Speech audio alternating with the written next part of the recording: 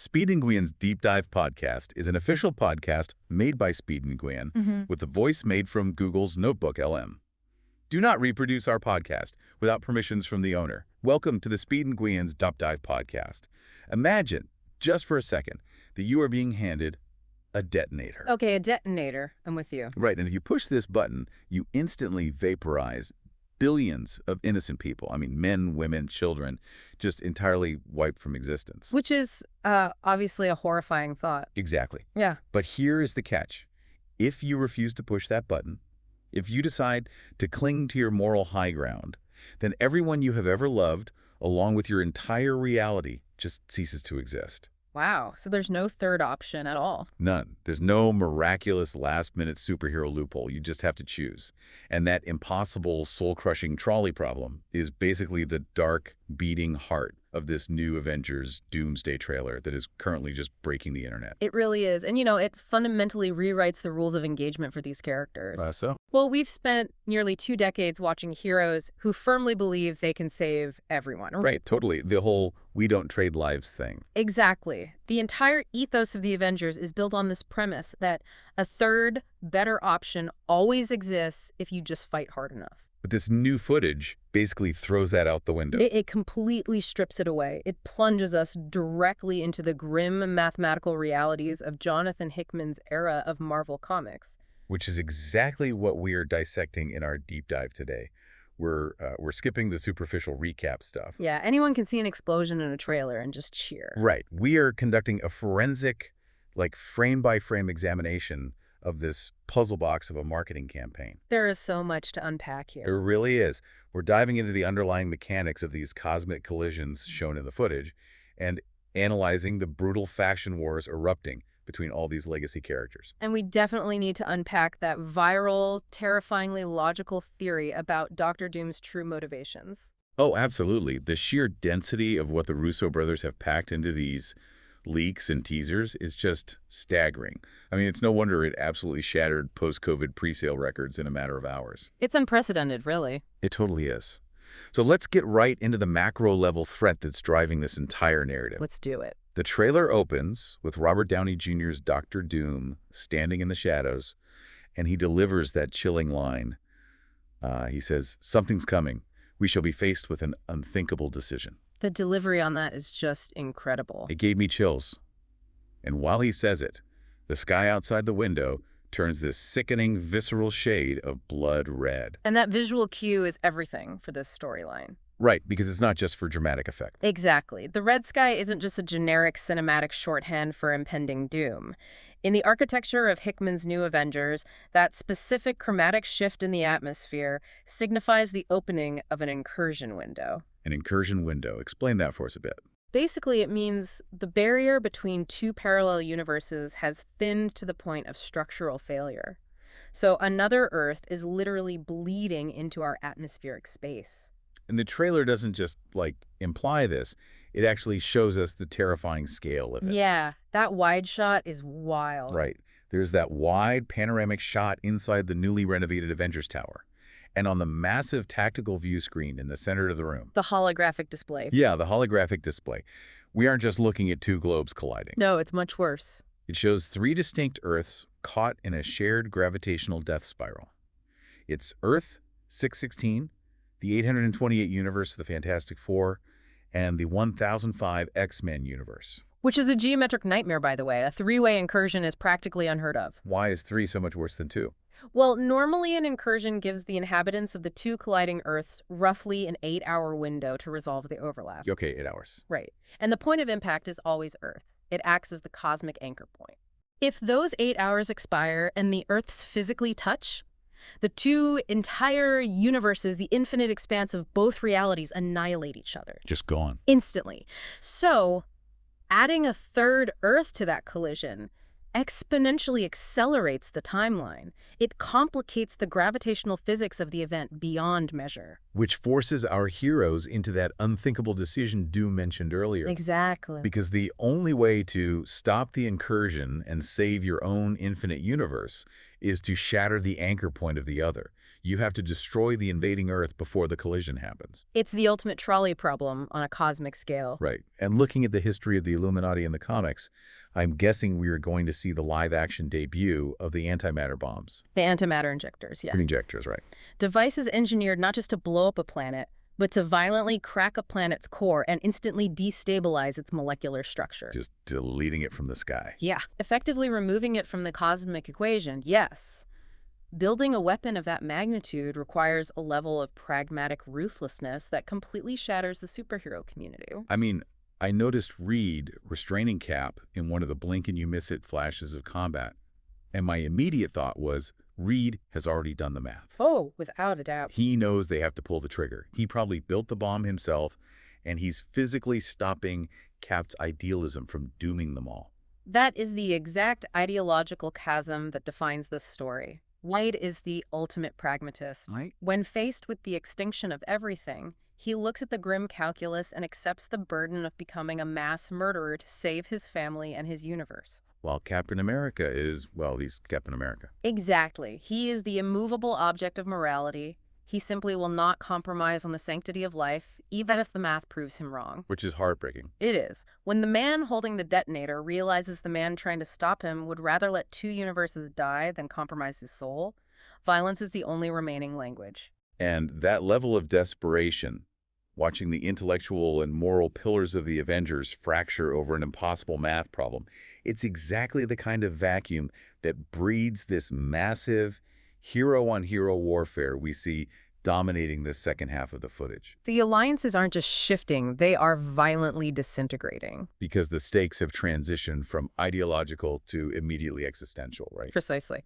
We aren't watching a civil war over government oversight or political ideology anymore. Like in Captain America. Civil War. Right. This isn't about the Sokovia Accords. We are watching a brutal scramble for survival where every opposing hero is an active threat to your entire reality's existence. Which perfectly explains the geographic and philosophical clashes that initially feel like so jarring when you first watch the trailer. Oh, absolutely. The matchups are crazy. Take the Shang-Chi versus Gambit fight, for example. Oh, such a great sequence. Right. On paper, it sounds like standard crossover fan service, just smashing action figures together. But look at the mechanics of the fight. Exactly. Shang-Chi, who represents the disciplined martial arts of 616, goes head-to-head with Gambit from the 1005 universe. And Gambit doesn't just throw cards here. No. He leaps down and unleashes this localized, devastating kinetic shockwave that just violently halts Shang-Chi's momentum. Because they're literally fighting to represent the survival of their respective timelines. Yeah, and that kinetic shockwave visually demonstrates the raw, unbridled power levels at play here. Gambit is fighting with the desperate ferocity of a man who knows his entire timeline is on the brink of erasure.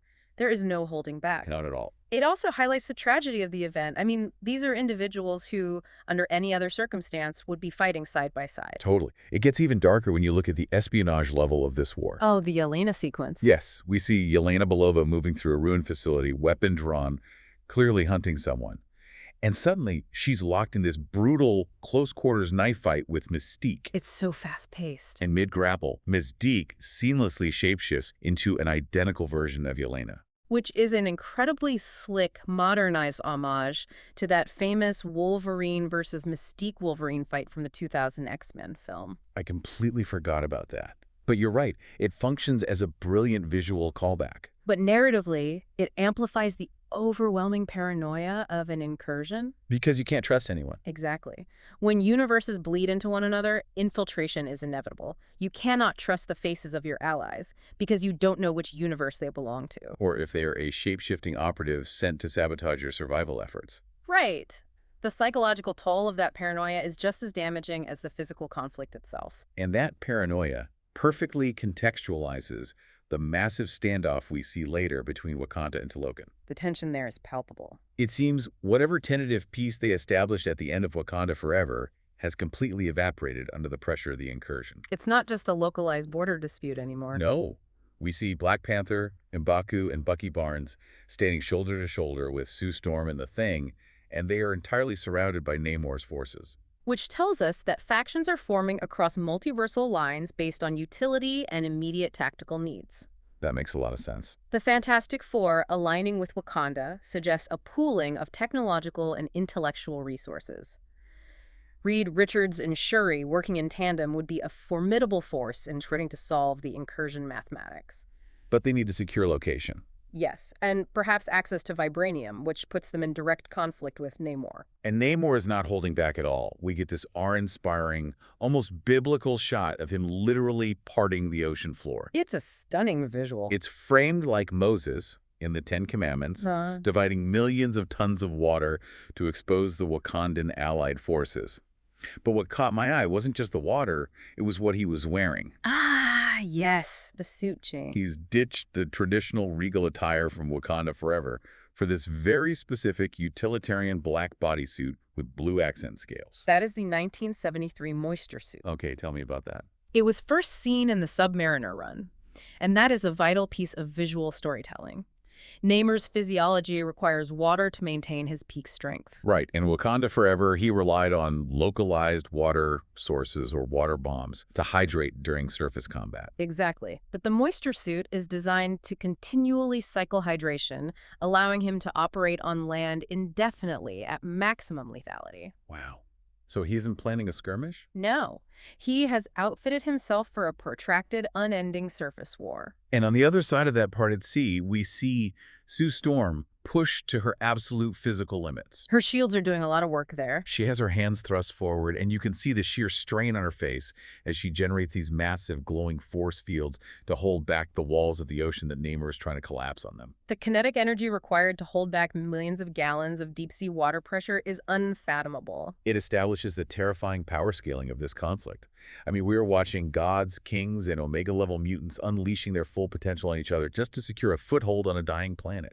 And right in the middle of this grim, apocalyptic tone, the directors managed to inject this bizarre, almost tragic moment of absurdity. Oh, you mean the Thunderbolts? Yes. We get a split-second pan through the war room in the Avengers Tower, and the Thunderbolts are just...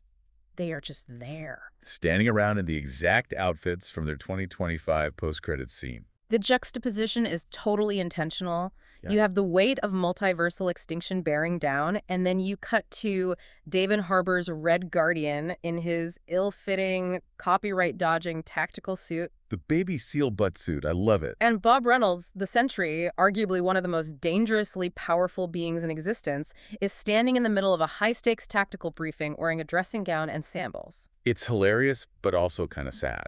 But the kicker for me is that Thor is standing at the head of their table, seemingly acting as their commander. Which is a fascinating dynamic. Thor, a being of mythic grandeur and honor, leading a dysfunctional Black Ops team of anti-heroes and assassins. It's such a weird pairing. It is, but beneath the dark comedy of that image is a grim reality. It shows how depleted the Avengers roster actually is right now. Oh, that makes sense. They are scraping the bottom of the barrel, utilizing every available asset, regardless of their psychological stability or moral compass, just to plug the holes in a sinking ship. And that sinking ship provides the perfect distraction. Because while Reed is doing the grim calculus, and Cap is fighting Reed, and Wakanda is fighting Talokan, and the Thunderbolts are trying to figure out what's going on. Doom is just watching? Exactly. He isn't engaging in these petty turf wars. Dr. Doom does not fight for scraps in the mud. The conflict serves his broader architectural vision. Which is? While the more energy the heroes expend fighting each other over the morality of antimatter bombs or border disputes, the less attention they are paying to the fundamental fabric of reality that Doom is actively manipulating. Wow. He is playing a completely different game on a board they don't even realize they are standing on. Which means the current active roster of heroes is entirely compromised. They are just too busy tearing each other apart to see the real threat. And that kind of systemic failure is exactly what forces retired legends out of hiding. The universe demands a miracle, so it reaches into the past. But as this trailer aggressively points out, nostalgia is a trap. It really is a profound vulnerability. Bringing legacy characters back into the fold often introduces outdated ideologies into a modern crisis. Or worse. Or worse, creates temporal paradoxes that accelerate the very destruction they are trying to prevent. Okay, let's look at the return of Steve Rogers, because this single shot dominated the cultural conversation the absolute second the trailer dropped. It broke the internet. It really did. The framing is incredibly deliberate. He steps out from the shadows of a ruined archway, sporting the long hair and the thick beard. It is a shot-for-shot, deliberate recreation of his entrance in the Edinburgh train station from Infinity War. Yes, it's designed to trigger that Pavlovian cheer from the audience. We see the beard, we expect salvation. It preys on the audience's desperate desire for a familiar, comforting moral compass in a situation devoid of morality. We want Steve Rogers to step out of the shadows, give a speech, and fix everything. But the visual details immediately undercut that hope. I mean, he raises his hand and Mjolnir flies into his grip. But it's not the pristine Mjolnir. No, it's not the time-heisted Mjolnir he wielded against Thanos in Endgame. It's the reconstructed, visually scarred version of the hammer that belongs to Thor's adopted daughter, Love. Right, the cracks are glowing with that blue energy. Exactly. And that specific prop completely alters the context of his return. How so? Well, it confirms he hasn't just been plucked from the past by some multiversal portal. He is actively interacting with the current, ongoing timeline. He has made contact with Thor's lineage. So he's not just a ghost from the past. No, it grounds his presence in the immediate, desperate reality of the incursions, rather than presenting him as a pristine relic of a simpler time. But the terrifying question is how a retired, elderly Steve Rogers from an alternate branch timeline is suddenly back in his prime, fighting in the present. And the trailer gives us a massive clue about that. Yes, it answers that with a shot that completely recontextualizes the emotional finale of the Loki series. The TVA card. We see Tom Hiddleston as Loki, and in his hand, he's holding a standard-issue TVA ID card, but etched into the back of it is the glowing green multiversal tree. Yggdrasil. Yggdrasil, yeah. That he literally wove into existence to save the timelines. He is the living anchor of the multiverse right now. He sits at the end of time, holding the disparate strands of reality together through sheer force of will and endless sacrifice. But look at where he is standing in this new footage. The lighting is warm, it's very domestic. The background is unmistakable. The floral curtains, they are hanging in the background behind him, and they are an exact, undeniable match to the living room curtains in the house where Steve Rogers and Peggy Carter shared their final dance at the end of Endgame. The implication is staggering. It suggests Loki has projected himself, or an avatar of himself, into that specific domestic timeline to confront Steve Rogers. Which creates a massive temporal paradox. I mean, think about the mechanics of the TVA. Their original mandate. Right. Their entire original mandate was to prune divergent timelines to prevent the chaotic overlap that leads to multiversal war. Steve Rogers abandoning his designated path to go back in time, marry Peggy Carter, and live a quiet life. That is the textbook definition of a massive timeline divergence. Absolutely. By the original rules of the Time Variance Authority, the moment Steve Rogers knocked on Peggy Carter's door, a squad of Minutemen should have stepped through a time door and pruned that entire reality from existence. It was an unsanctioned branch. Completely unsanctioned. Exactly. So why didn't they? Yeah. If Loki is now the god overseeing the multiversal tree, did he selectively intervene? It's a very compelling theory. Like, did he look at Steve's sacrifice over the years and decide, out of a misplaced sense of mercy or friendship, to grant him a pass, to protect that specific timeline from being pruned? And that is where the tragedy compounds itself. If Loki allowed that unsanctioned timeline to grow and flourish because of his personal affection for Steve Rogers, that unpruned branch might be the exact anomalous weight that destabilizes the temporal architecture. Wait, you're saying? What if Loki's act of mercy, giving a tired soldier his happy ending, is the structural flaw that triggers the final catastrophic incursion? Oh my God. It turns his ultimate sacrifice in Season 2 into the very thing that destroys everything. The irony is suffocating. It's classic Marvel tragedy. And speaking of legacy heroes making fatal miscalculations, we have to talk about the much-anticipated confrontation between Thor and Dr. Doom. The trailer really builds to this crescendo. It totally does. Yeah. We see Thor significantly wearing his gladiator armor from Thor Ragnarok. Which perhaps implies a mindset of fighting in an arena he doesn't fully understand. Yeah, that's a good read. And he's launching himself through the air. He is bringing the full weight of his godhood down on a singular target. And he is wielding Stormbreaker, the cosmic axe forged in the heart of a dying star. I mean, the weapon that literally overpowered a concentrated energy beam from the full Infinity Gauntlet and buried itself in Thanos' chest. It's arguably the most powerful physical weapon in the MCU. And Thor, clearly burdened by his failure in Wakanda years ago, doesn't make the same mistake twice. He is aiming a lethal, full-force swing directly at Dr. Doom's head. It is the ultimate expression of blunt force problem solving. Right. Thor believes that overwhelming kinetic and magical power can overcome any obstacle because historically, it always has for him. But the resulting impact completely shatters the power scaling of the MCU. I mean, Doom doesn't dodge. No. He doesn't deploy a force field or fire a repulsor blast.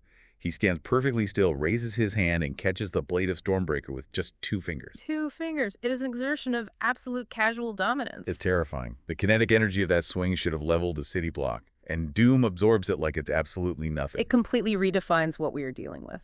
And it's in the silence immediately following that block strike that we hear Downey Jr. speak.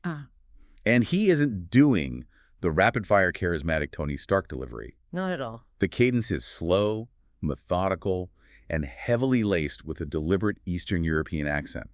It's a very specific Latvian inflection. That auditory detail is just as crucial as the physical display of power. How so?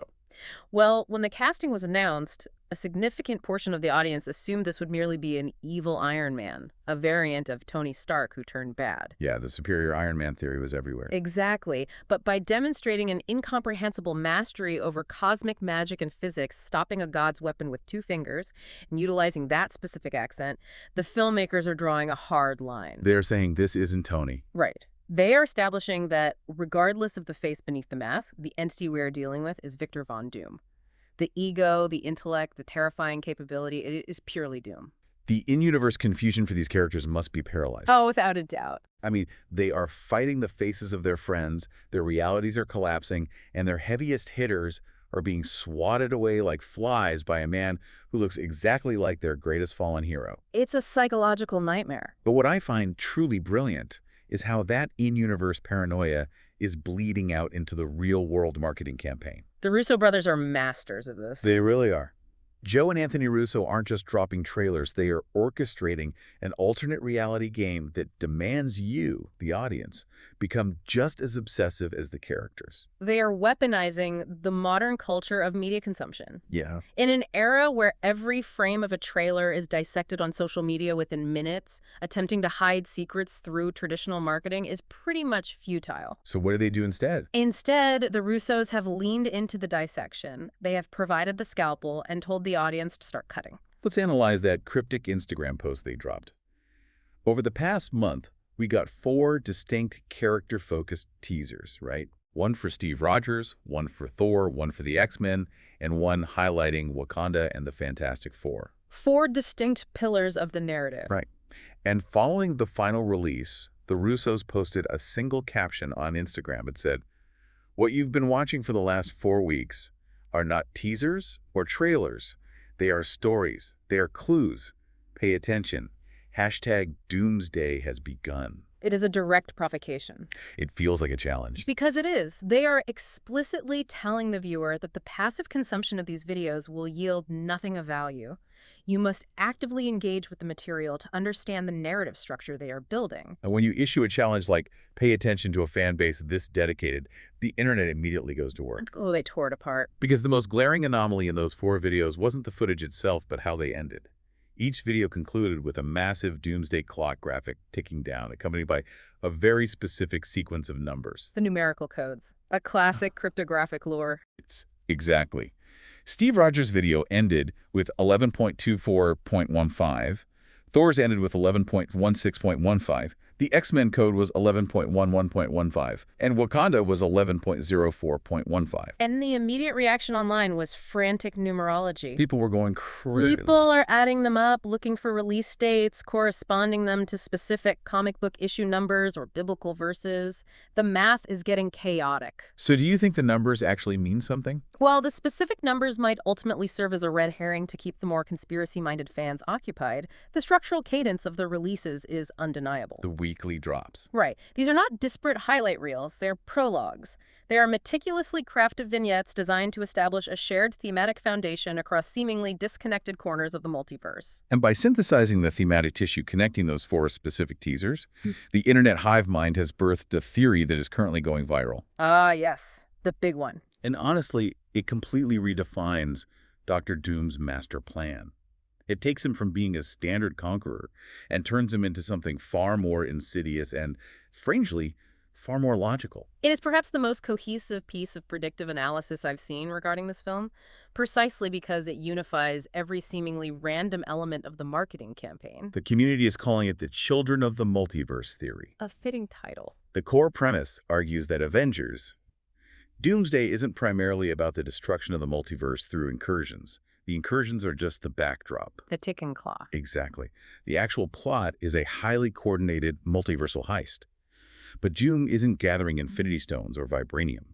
He is systematically traveling across collapsing realities and kidnapping incredibly powerful children. When you lay out the identified targets, the strategic logic behind Doom's actions becomes terrifyingly clear.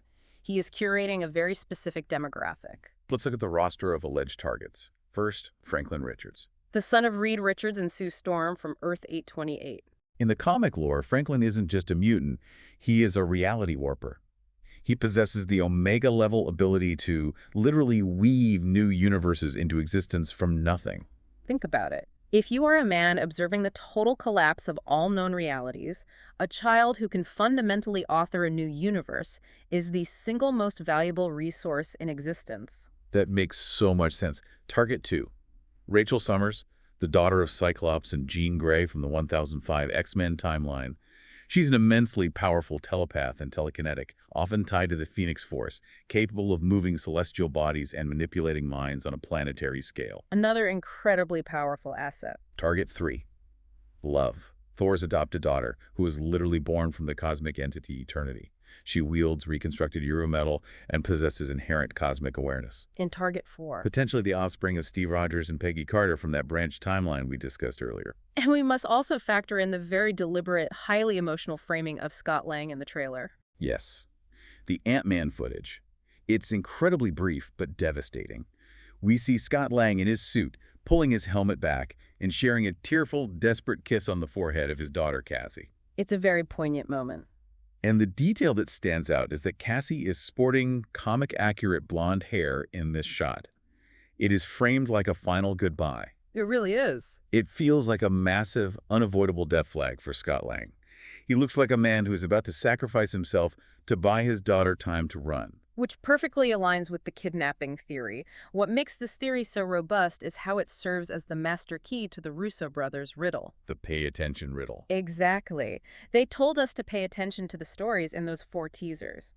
What do Steve, Thor, the X-Men, and the Fantastic Four all have in common in this specific narrative context? Oh, I see where you're going.